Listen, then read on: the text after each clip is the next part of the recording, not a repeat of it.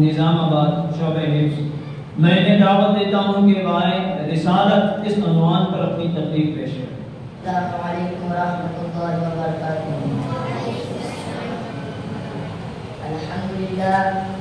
الحمدللہ الذی وقى والصلاة والسلام علی رسوله المصطفى وعلى آلہ واصحابہ ذی المجد والصفاء، اما بعد فقد قال الله تعالى إنا أرسلناك بالحق بشيرا ونذيرا، وقال الله تعالى لقد كان لكم في رسول الله أسوة حسنة۔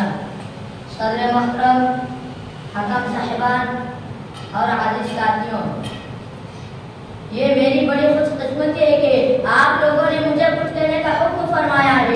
ایک حقیق انسان کی آپ لوگوں نے جو عزت افضل فرمائی ہے اس کا میں تہ دل سے شکر گزار ہوں۔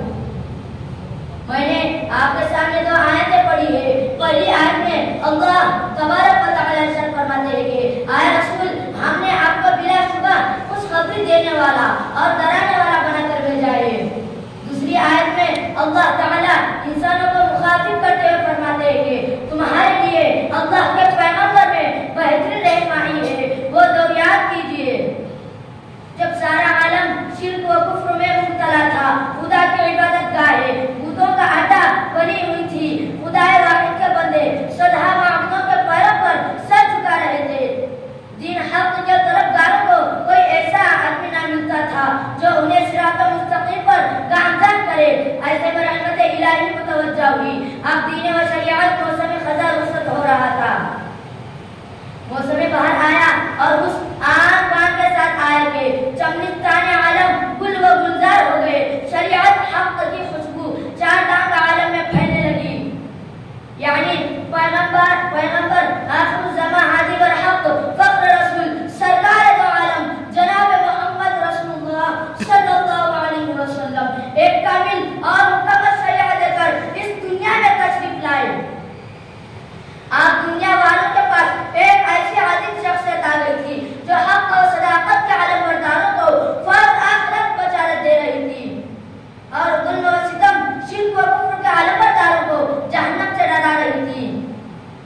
آپ ایک ایسا انسان اس دنیا میں آ گیا تھا جو انسانی پیدل میں ہوتے ہوئے سراپا روشنی تھا، جو انسانوں کے ساتھ رہتا، شادی بیاہ کرتا، کھاتا اور پیتا، جنگوں میں سپاہ سالاری کرتا، مسجدوں میں وعظ و تقریر سے دلوں کے میل کچل صاف کرتا۔ اس کے باوجود وہ بے داغ تھا، اس کے کردار کی طرف کسی کی انگلی اٹھی اور نہ اٹھ سکتی تھی۔ صراط مستقیم کی شہدائیوں کو اب ایک نمونہ مل گیا تھا، چنانچہ انہوں نے اس نمونہ کو سامنے رکھ کر اپنے زندگی کا ڈھانچہ درست کر لیا۔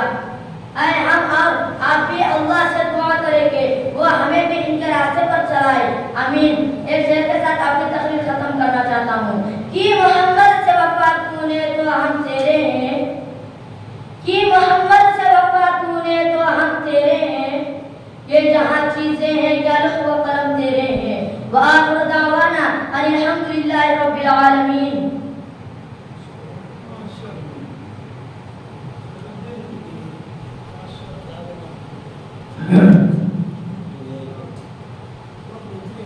آئیے محترم حضرات، ابھی ہمارے